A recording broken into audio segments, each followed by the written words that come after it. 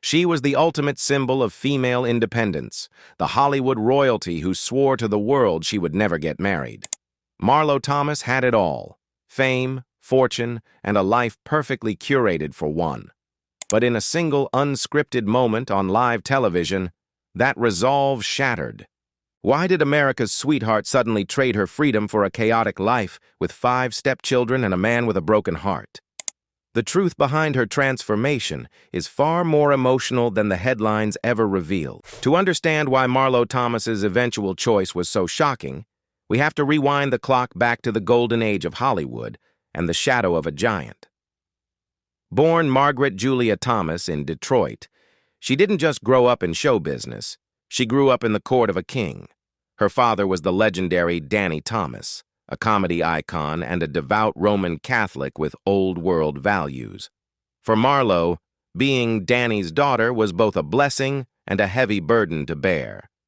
Growing up in Beverly Hills, Marlo was the eldest child, and with that position came immense pressure. Her father wasn't just a funny man on screen. At home, he was a traditional patriarch who adored his daughter but had very specific expectations for her future. He famously told her that virginity was a gift a woman gives to her husband on their honeymoon night, warning her that if she lost it, she would show up empty-handed. This intense moral instruction shaped Marlo's early view of relationships, instilling a deep sense of caution about romance and intimacy. However, Marlo was not content to simply be a dutiful daughter waiting for a husband. She possessed a fire and ambition that rivaled her father's. While she attended Marymount High School and later the University of Southern California to become a teacher, her heart was set on the stage. She wanted to prove her worth not as a wife, but as a creator. She famously said she wanted a piece of paper that said I was qualified to do something in the world. She didn't want to be taken care of. She wanted to be the one taking charge. This drive for autonomy led to the creation of the groundbreaking television show, That Girl. Premiering in 1966, it was a cultural phenomenon. For the first time, American audiences saw a single independent woman living on her own, chasing an acting career in New York City and, crucially, not frantically searching for a husband. Marlo wasn't just playing a character. She was projecting her own philosophy onto the screen. She felt that marriage was often a vacuum that drained a woman's energy and identity. Throughout the late 60s and early 70s, Marlo Thomas became the poster child for the modern, liberated woman. She was dating, she was successful, and she was fiercely protective of her freedom. The media constantly speculated about her love life, but she brushed them off. To the outside world, she was untouchable, a woman who had cracked the code to happiness without a ring on her finger. She had 2 dogs, a beautiful home, and a career that was soaring. But even the most carefully constructed walls can crumble when you least expect it. Marlo was convinced that she had life figured out. She believed that the traditional domestic life was a trap she had successfully avoided. She had no idea that a promotional tour for a new movie was about to put her on a collision course with a man who represented everything she thought she didn't want. A man with a complicated past and a house full of heartbreak waiting in Chicago. It was 1977, and Marlo Thomas walked onto the set of a daytime talk show in Chicago to promote her latest film. Sitting across from her was Phil Donahue, the silver-haired king of daytime television. On paper, they were polar opposites. Marlo was the glamorous Hollywood bachelorette, a feminist icon living the high life in Beverly Hills. Phil was a rugged, recently divorced Catholic father raising a house full of rowdy sons on his own. He was exhausted, cynical about romance, and firmly off the market. But the moment the cameras rolled, something undeniable happened. It wasn't just a polite interview, it was a seduction broadcast live to millions of viewers. Phil, usually the composed professional, was visibly smitten. He later admitted that looking at Marlo gave him what he jokingly called impure thoughts, acknowledging that in his youth, a woman like her would have been a dangerous distraction. Marlo, in turn, saw past the TV host persona and found a man who was intelligent, charming, and surprisingly vulnerable. The chemistry was so thick, it could be cut with a knife. For the audience watching at home, it felt like they were intruding on a private first date. Phil didn't just ask her questions. He leaned in, captivated by her answers. Marlo didn't just recite her talking points, she flirted back, her guard dropping for perhaps the first time in years. They were two people who had supposedly sworn off marriage, yet the universe seemed to be laughing at their plans. When the show ended, the connection didn't. They went out for dinner shortly after, and that is where the real negotiation began. Phil was honest about his baggage. He told her about his messy divorce and his chaotic home life. He bluntly stated that he didn't think he was cut out for marriage ever again. For most women, this would be a red flag. For Marlo Thomas, it was music to her ears. She finally felt safe, believing she had found a companion who wouldn't try to lock her in a cage. But as their dinner conversations turned into late-night phone calls, Marlo began to realize that falling for Phil meant accepting a package deal that terrified her.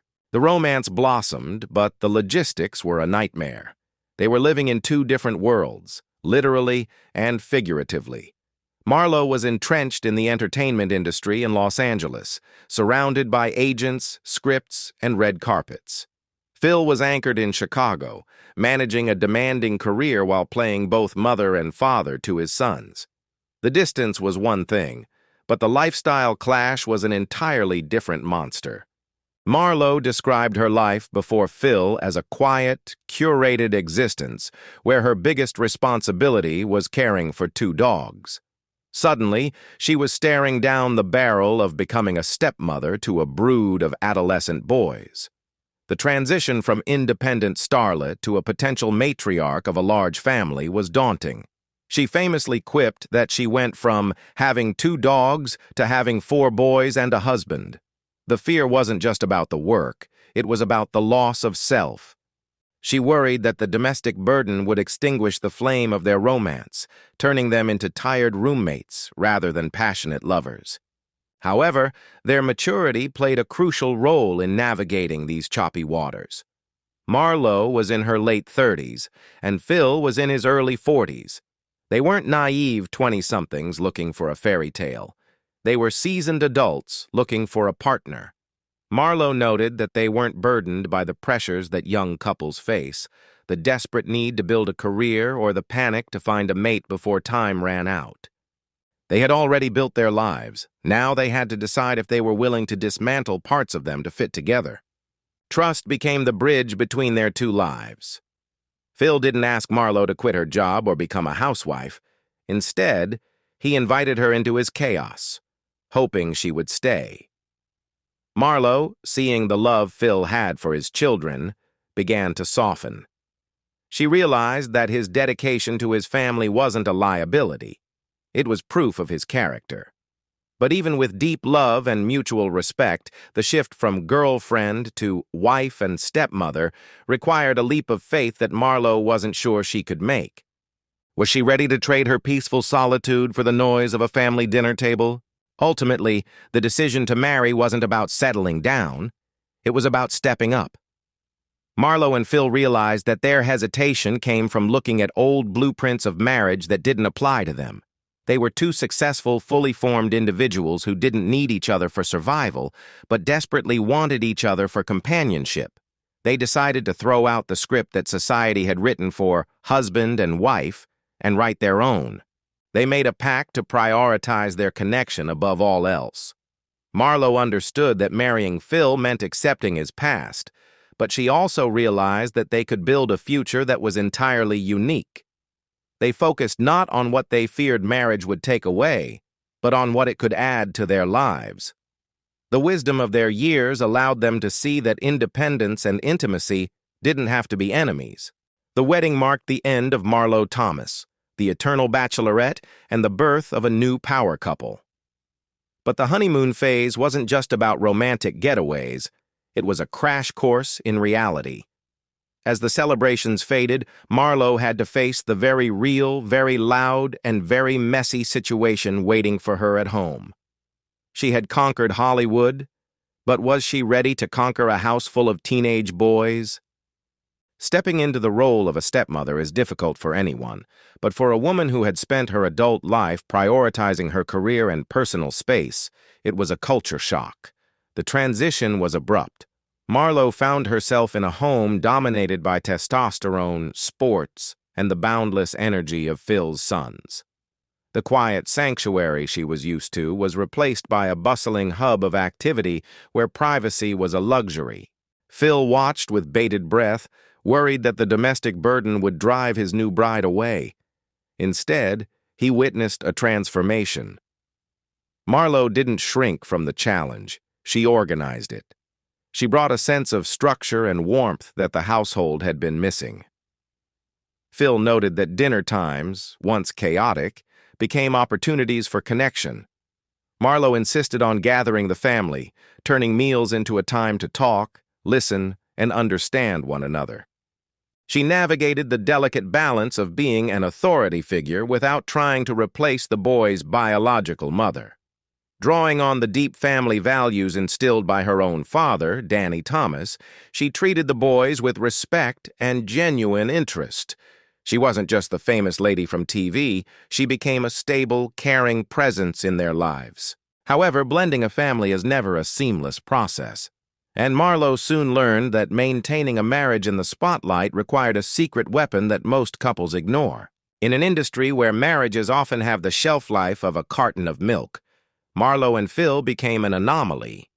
They didn't just stay together, they thrived for over 4 decades.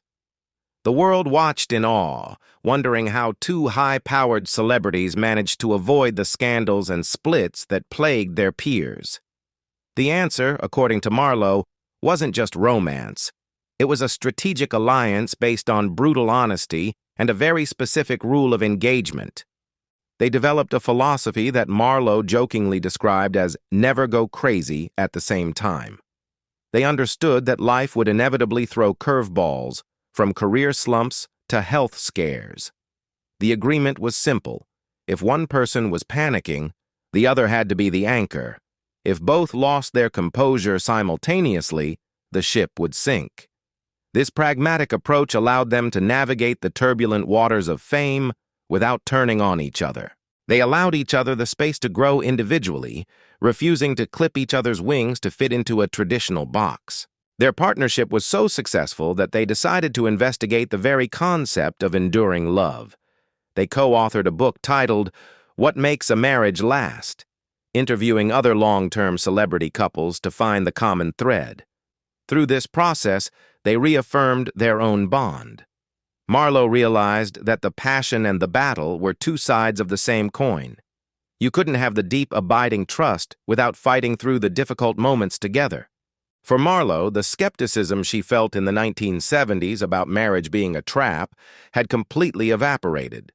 She discovered that with the right person, marriage wasn't a cage. It was a base camp. It was the safe place from which she could launch her other great passions. And as she settled into her role as a wife and stepmother, she began to channel her energy into a legacy that would eclipse even her most famous acting roles. A promise made to a dying generation. While Marlo continued to grace the screen, seamlessly transitioning from the bubbly that girl to the hilarious, out-of-touch mother of Rachel Green on Friends, her heart was pulling her toward a different kind of stage. She never forgot the immense shadow of her father, Danny Thomas. He wasn't just a comedian, he was the founder of St. Jude Children's Research Hospital, a beacon of hope for families facing catastrophic pediatric diseases. Growing up, Marlo was a self-confessed daddy's girl, and she revered her father's mission. When Danny passed away, the torch didn't just get passed, it was thrust into her hands. Many celebrity children shy away from their parents' heavy lifting, preferring to carve out their own divergent paths. Marlo, however, embraced it. She became the National Outreach Director for St. Jude, tirelessly fundraising and bringing global awareness to the hospital's policy that no family ever pays for treatment. This wasn't just a PR stunt. It was a grueling, emotional commitment. She spent countless hours walking the halls of the hospital, meeting children fighting for their lives and comforting terrified parents. Her work earned her the Presidential Medal of Freedom, the highest civilian honor in the United States. It was a recognition not of her acting, but of her humanity. She had proven that she was more than just a Hollywood starlet. She was a force for good. Marlo Thomas had managed to do the impossible. She had honored her father's traditional values while blazing a trail for modern feminism. She had built a career, raised a blended family, and saved countless lives through her philanthropy.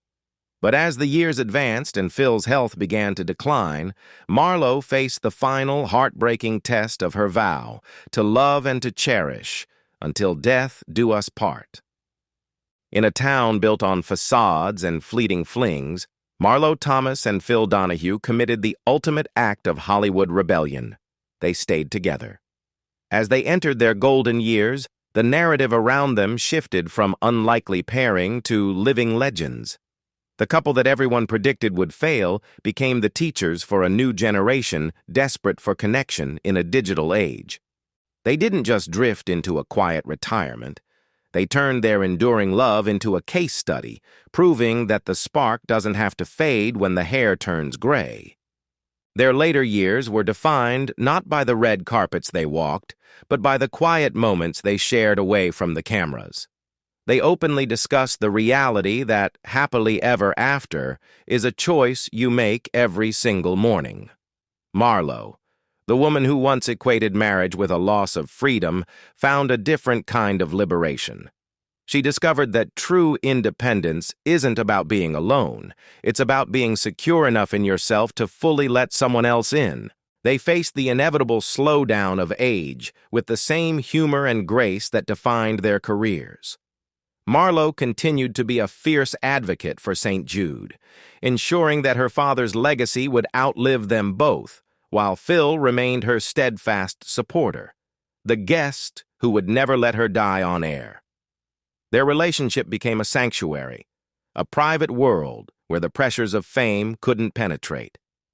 They proved that the chemical reaction they felt in 1977 wasn't just lust, it was the foundation of a partnership that could weather any storm. Looking back at her journey, the irony is palpable and beautiful.